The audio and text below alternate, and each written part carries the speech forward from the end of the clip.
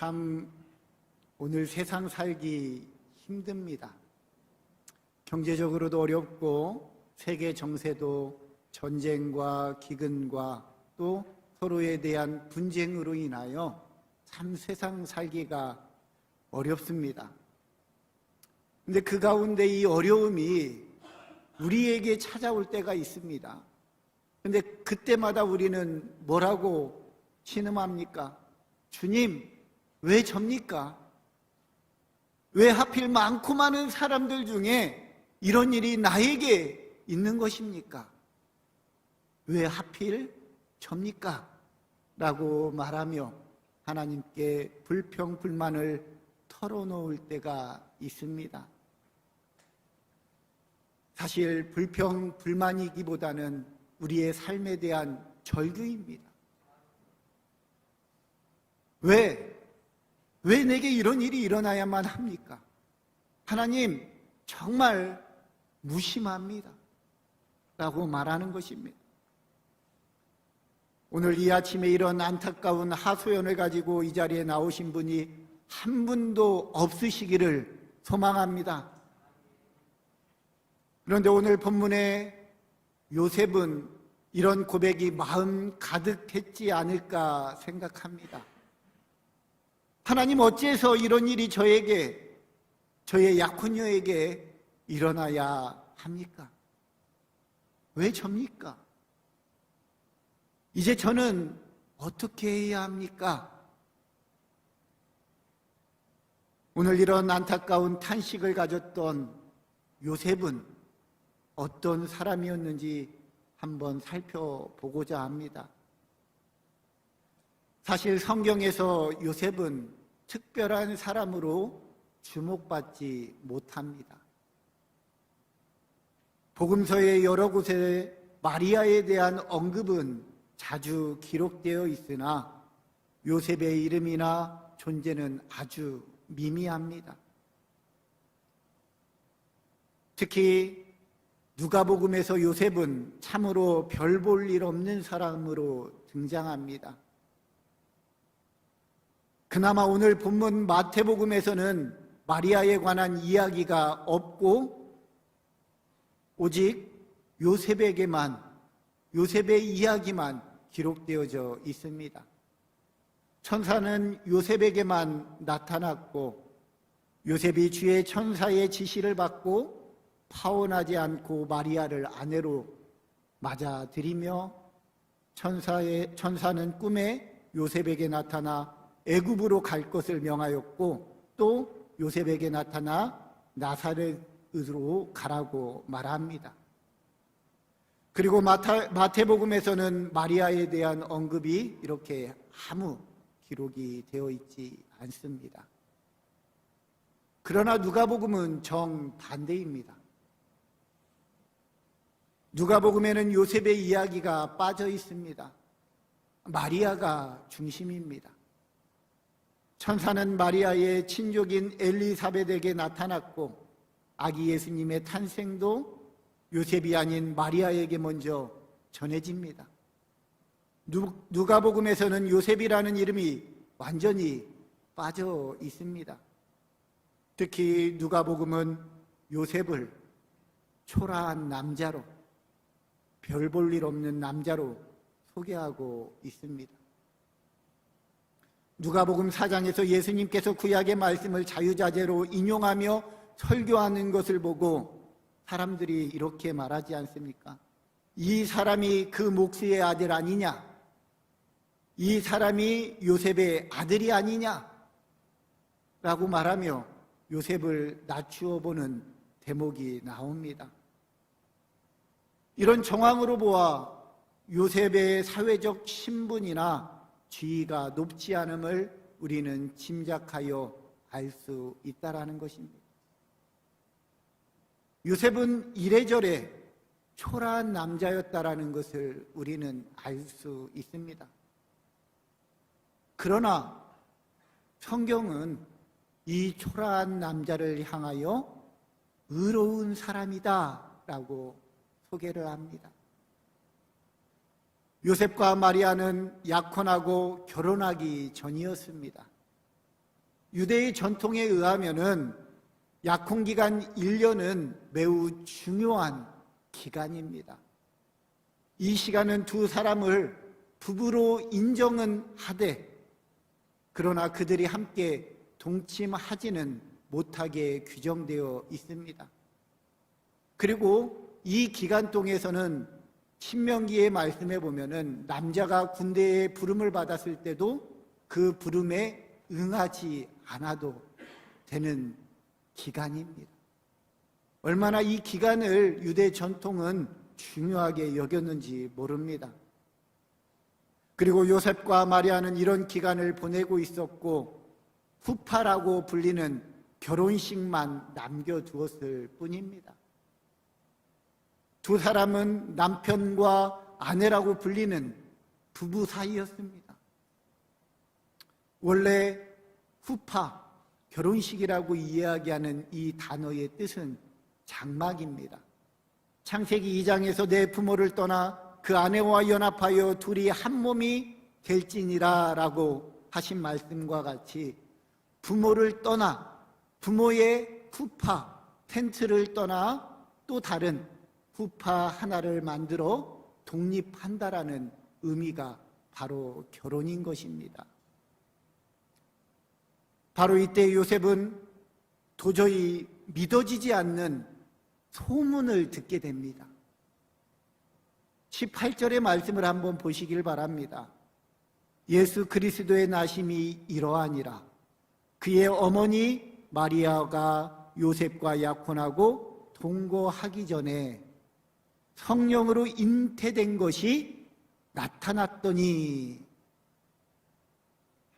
성령으로 잉태된 것은 사실입니다. 그러나 아직 성령이 요셉에게도 마리아에게도 나타나지 않았다라는 거예요. 그런데 그의 몸에서 잉태된 것이 나타내 보여졌다라는 것입니다.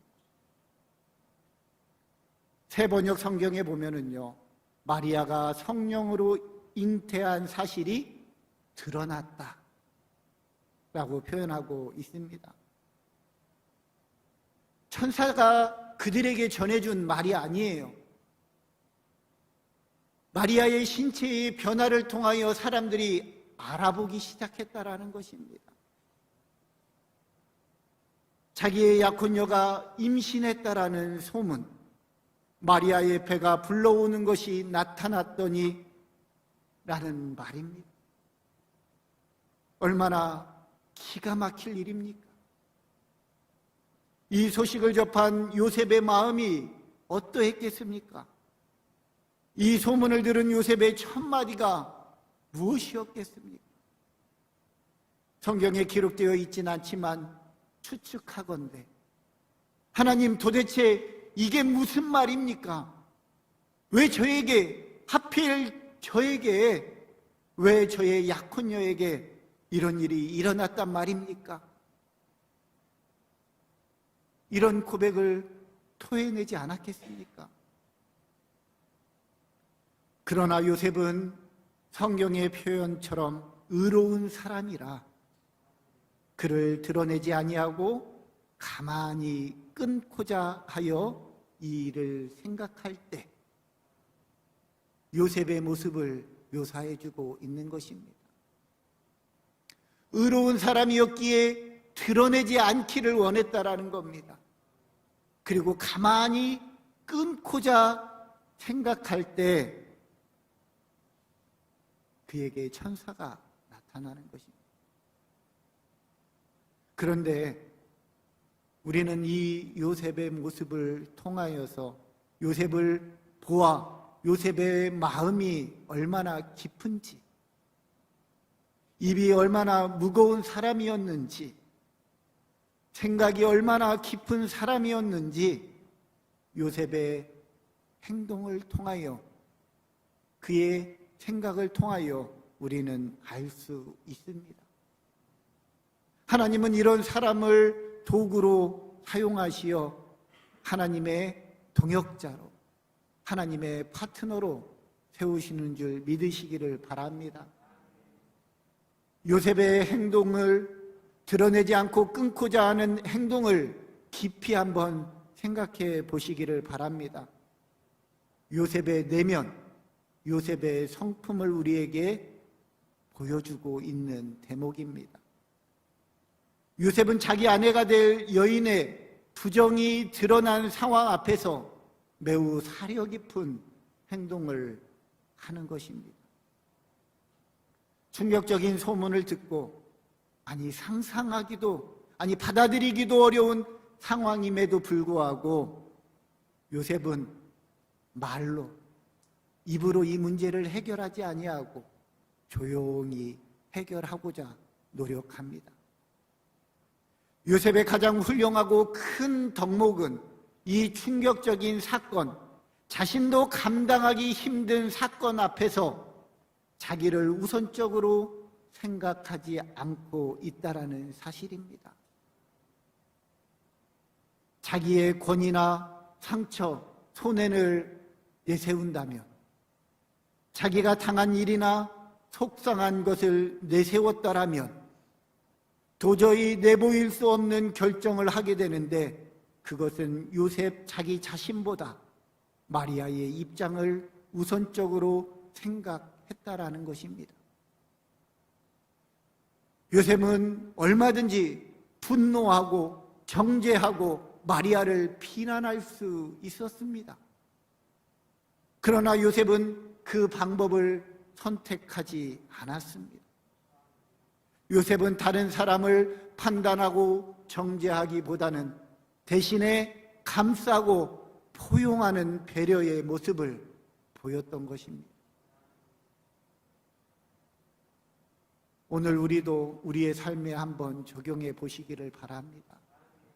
우리 가운데 요셉과 같은 일을 겪은 사람이 계십니까? 인간관계의 문제로 고민하는 분들이 계십니까? 너무나 엄청난 일을 당하고 이 일을 어떻게 처리할까 고심하는 분이 계십니까? 이 시간 곰곰이 생각해 보시기를 바랍니다. 요셉과 같이 마리아를 배려하는 마음보다 내 생각과 주장을 너무 앞세우는 것은 아닌지, 모든 일에 내가 너무 앞서거나 정죄하고 판단하는 말이 앞서면 이 일을 그르칠 때가 많다라는 것입니다. 오늘 우리는 요셉의 방법을 배우게 되기를 소망합니다. 책임이 다른 사람에게 있습니까? 다른 사람이 믿게 보입니까? 내 마음이 닫혀 있어서 다른 사람을 수용하지 못하는 것은 아닙니까? 내가 중심에 있을 때 섭섭함도 분노도 배신감도 생기는 법입니다. 요셉은 가이사 아우구스도의 칙령을 따라서 다윗의 후손이었으므로 베들레헴까지 호적을 하러 가야 했습니다. 먼 길을 가야 하는 여행에 만삭이 된 마리아를 데리고 함께 떠났습니다. 외적인 이 모습만 본다라면은 요셉은 참 배려 없는 남자처럼 보입니다. 만삭이 된 그 여인을 데리고 먼 사막의 길을 걸어가야 된다라고 생각한다라면은 참으로 배려가 없어 보이지 않습니까? 그러나 이 요셉의 행동, 이 행동은 마리아를 위한 배려의 모습인 것입니다. 요셉은 자기가 없는 동안에 배가 불러 해산하게 될지 모르는 마리아가 받게 될 부끄러움, 조롱까지도 예상하며 그래서 그 먼 길을 마리아와 함께 떠났던 것입니다. 우리는 로마 황제 가이사의 칙령 때문에 예수님께서 구약의 미가의 예언대로 베들레헴에서 태어나시게 되었다라고 생각하십니까? 외적인 조건은 가이사의 명령으로 호구조사를 하게 된 것이 사실이지만 요셉이 마리아에 대한 우선적인 배려와 요셉의 신중한 행동으로 말미암아 예수님이 마가서의 예언대로 베들레헴에서 태어나시게 되었다라는 것을 우리는 알아야 하는 것입니다. 요셉은 이렇게 하나님의 동역자가 된 것입니다. 사려 깊은 요셉의 행동에서, 요셉의 침묵에서 우리는 자기 주장을 내세우고 변호하는 비호보다 오히려 침묵으로 행동하는 것이 얼마나 값진 것인가를 배우게 되는 것입니다. 여러분들에게 시 한 편을 소개하고자 합니다. 이혜인 시인의 침묵이라는 시입니다.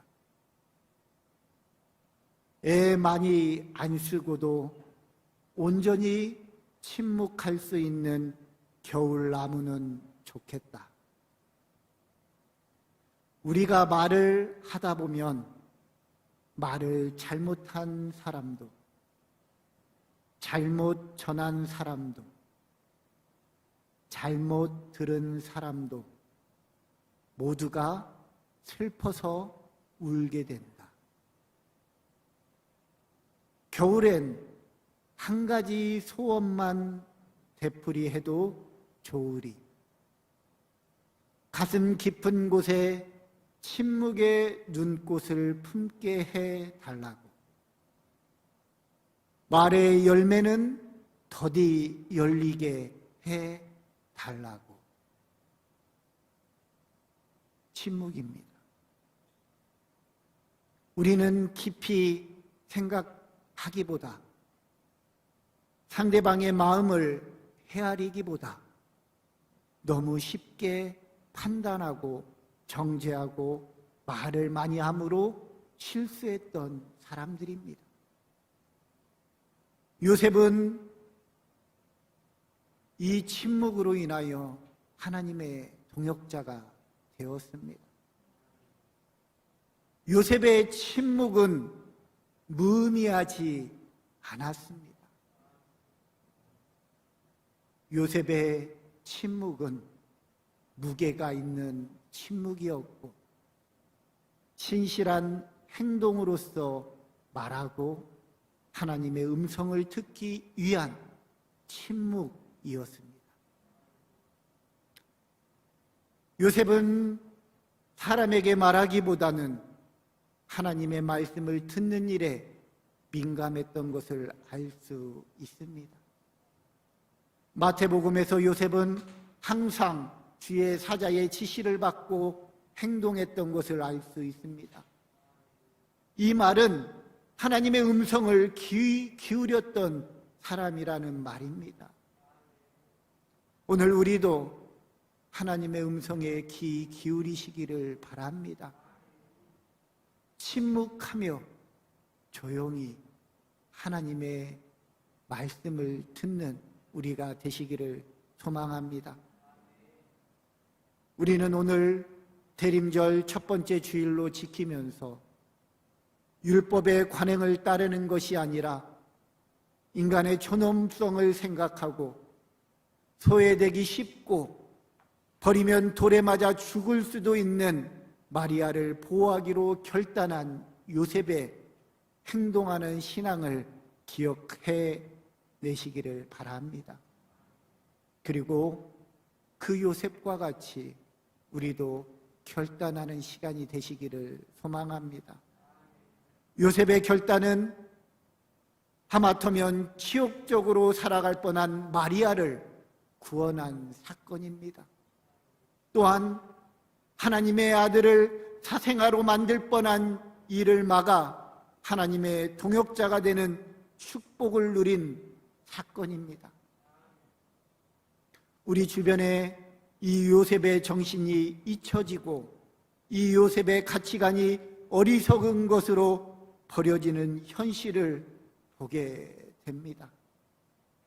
우리는 세상 사람들은 그렇게 살지라도 하나님의 동역자, 하나님의 믿음의 백성들은 이 요셉이 가졌던 정신들을 가지고 살아가시기를 소망합니다.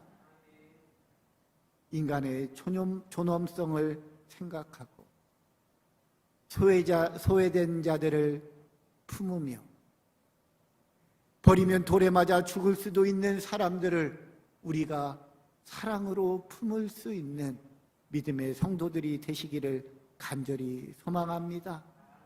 다시 한번 이 요셉이 가지고 있었던 이 마음, 이 정신, 이 신앙으로 인하여 다시 한번 잠자고 있는 우리의 영혼들을 깨울 수 있는 믿음의 성도들이 다 되시기를 간절히 소망합니다. 오늘 우리가 요셉과 같이 되어 하나님의 거룩한 동역자가 되기를 간절히 소망합니다. 함께 성만찬에 참여하겠습니다.